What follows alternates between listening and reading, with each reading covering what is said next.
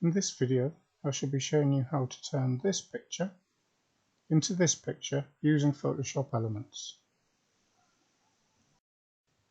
So we start off by loading up our Photoshop Elements and load up our source data. In this case, it's a nice picture of a young girl. And for this project, we're going to need 2 copies of that, which we do by Ctrl-J twice. And although this is a simple project, I like to name the layers.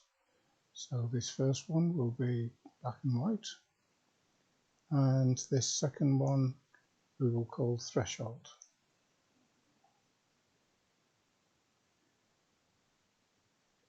Okay, so we're going to work on the black and white layer. So first of all, we need to hide the threshold layer. So having hidden that, and with black and white selected, we go to Enhance and down to Convert to Black and White. I've chosen the Portrait, and we just want for this project to move the contrast up to 100%. Okay, so click OK, and that's that layer finished. For this project, we're going to leave the blending mode on normal, but we're going to drop the opacity down to 60%.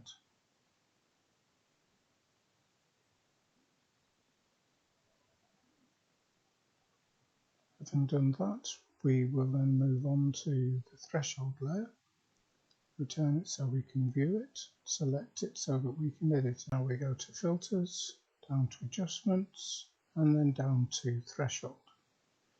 Now we need to move that slider so that we can get some lightness into our hair.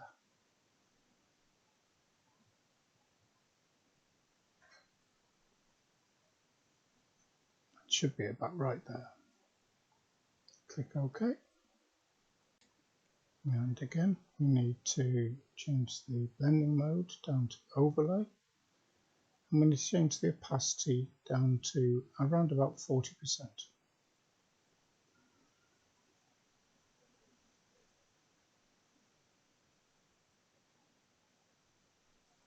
Okay, so for the next step, we're going to need to load in a texture layer. In this case, I've already created one. In another video, I'll show you how to do that. So that's loaded. We can now use Ctrl-A to select it, and then Ctrl-C to copy it, move over to the original picture, and Ctrl-V to paste it in. We now need to change the blending mode. In this case, we're going to change it to lighten, but we're going to leave the opacity at 100%. So having done that, we need to make sure that the splash layer has no effect on the eyes and the lips. So we're going to introduce a layer mask to this layer now. Do that at the top, just close that. And you'll notice that the mask at the moment is all white. That means that the entire splash texture layer is currently visible on the top layer.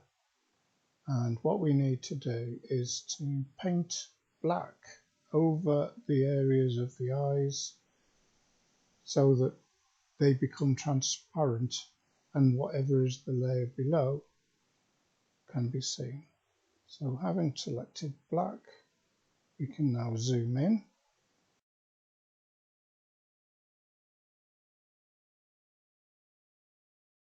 We can then reduce the size of the brush using the left square bracket, and we simply paint black into the irises on both eyes to make them transparent. Don't have to be too careful with this, but the more careful you are, the better. Now move down to the lips.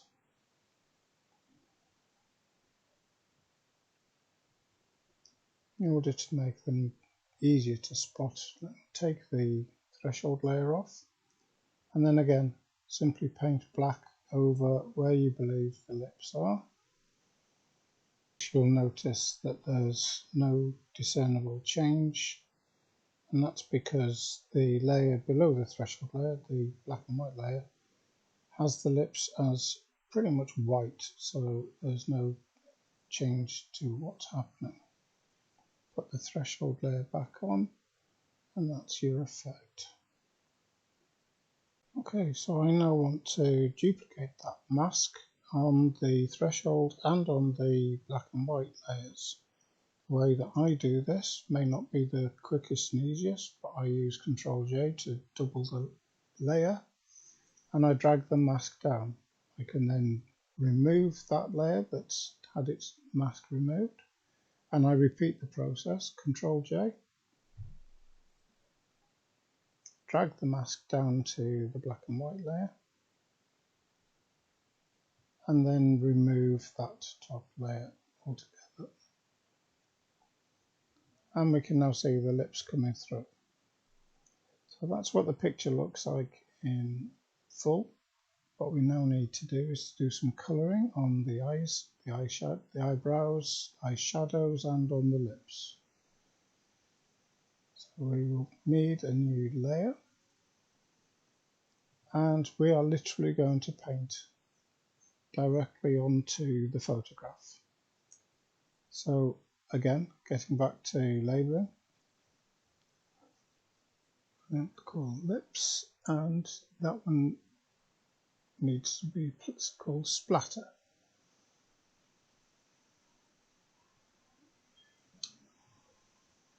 Okay, so making sure lips is selected. Next thing to do is to choose the colour that we're going to have for her lips. In this case, I was going to go for purple, but I'm going to use red. Deep red, nice and deep.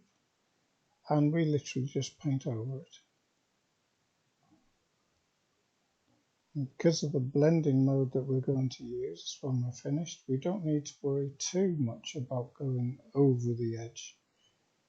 Obviously, the closer you get, the better.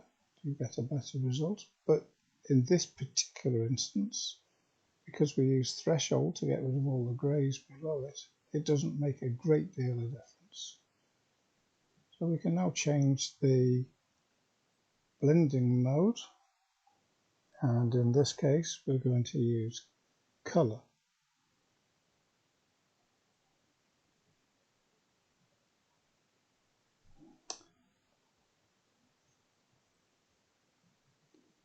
And now we just need to drop the opacity until we get a picture, a view, if you will, as we want it to look.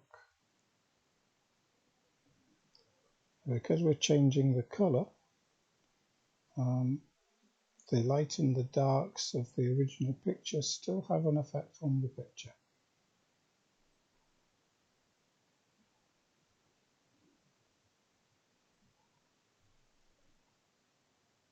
Okay, so for now that will do, I think.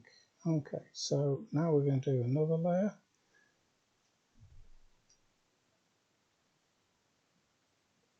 This time we're going to do the eyes, and I happen to know this particular model has very nice blue eyes. So we're going to select the blue brush,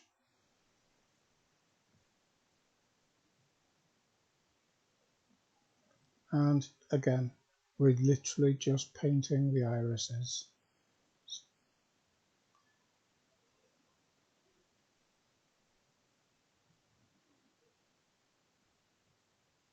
Try and stay inside the iris, but it doesn't matter if you go out. We're going to change the blending mode to color again, and again change the opacity until you get the desired effect.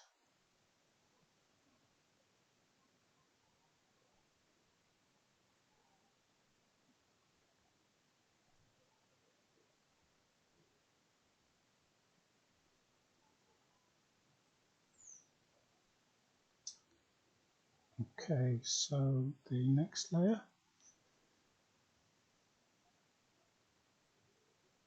is the eyebrows. I need to move up again, and this time we're going to paint with black. Now, because the eyebrows go thick to thin, we need to change the brush size so that we're staying round about the same width of the eyebrows, and we just paint along like this, changing the size of the brush as we get closer to the end so that we get a smaller and smaller width on the brush, just like that.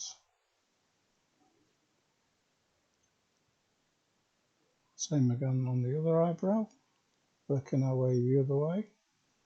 In this case, we'll be enlarging the brush as we come towards the left-hand edge.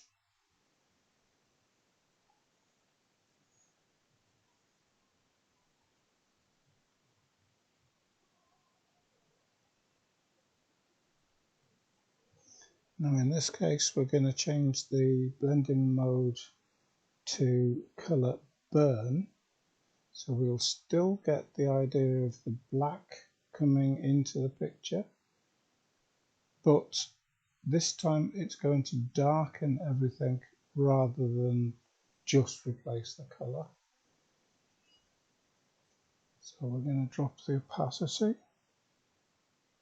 to around about 50%. So we get a dark grey rather than a black, but you can still see the shape below it.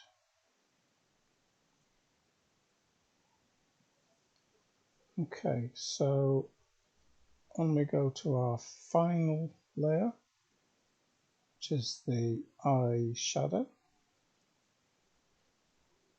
I will point out I am not a makeup artist, this is just creative painting. I'm sure many more people out there can do this better than me. Yet again, we're just going to paint in the areas where we want the colour to be.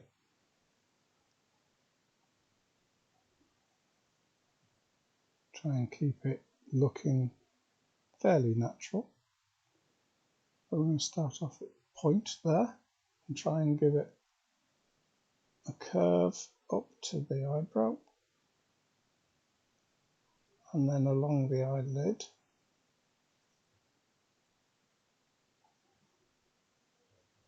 You'll notice I'm using a solid brush rather than a soft brush. I should say a hard brush rather than a soft brush. And that's to try and minimize the amount of, well, the lack of coverage that you get when you paint. If I go outside, then it doesn't really matter. We can go over with the rubber and we can remove it. Now you'll notice that the rubber does have a soft edge, so that's not particularly good. But again, that's not a problem. We can go back to the brush and just paint black in the magenta in.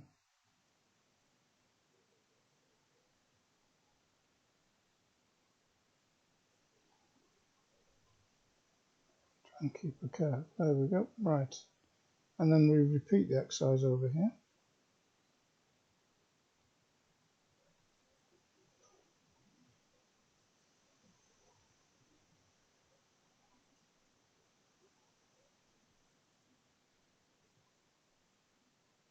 And the eyelid, where the eyelid should be. That's it. Finish off up at the eyebrow and colour in.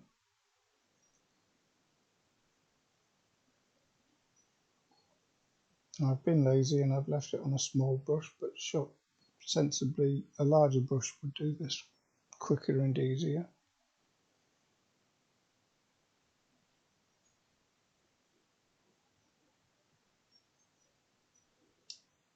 Okay, so blending mode. We're going to use color burn again. Zoom out so you can see the whole picture, and then change to color burn. We're using color burn so that if you have gone into the eyebrows or onto the eyelids, then it will hide it much easier. And we're going to drop the opacity down to around about 50% again, just to soften it up. Zoom back in, have a look, and you'll notice that because I used a small brush, the coverage isn't particularly good, but that's okay. We can use the brush again and just paint over it again. It will remember the overlay and the opacity. Just tidying it up to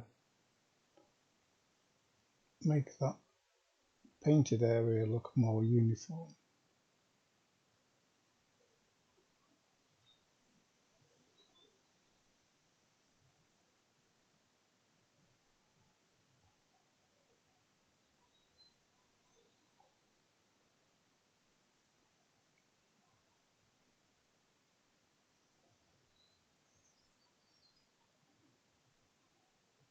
There we go. So that's the finished article.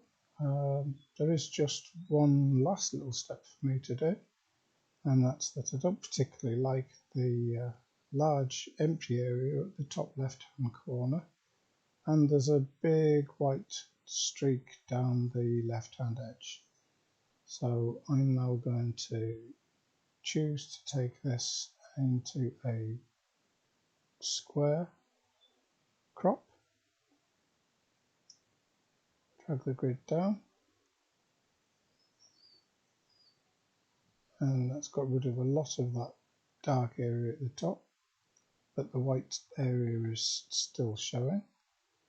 I don't particularly want to take any area off the top because there isn't a lot of space between the top of the head and the top of the picture. So I'll grab the bottom left hand corner and I'll move that upwards and inwards until that white area is gone, and then just click tick. Control 0 to maximize the size, and that's the finished picture. Well, that's the end of this tutorial, part 1 of creative portraits using Elements and Affinity. Part 2 will be creating exactly the same image, very similar methodology, but using Affinity software instead of Adobe software. I hope you've enjoyed the tutorial, and we'll come back and watch part 2. Please feel free to subscribe to my channel, and I look forward to seeing you around. Thank you.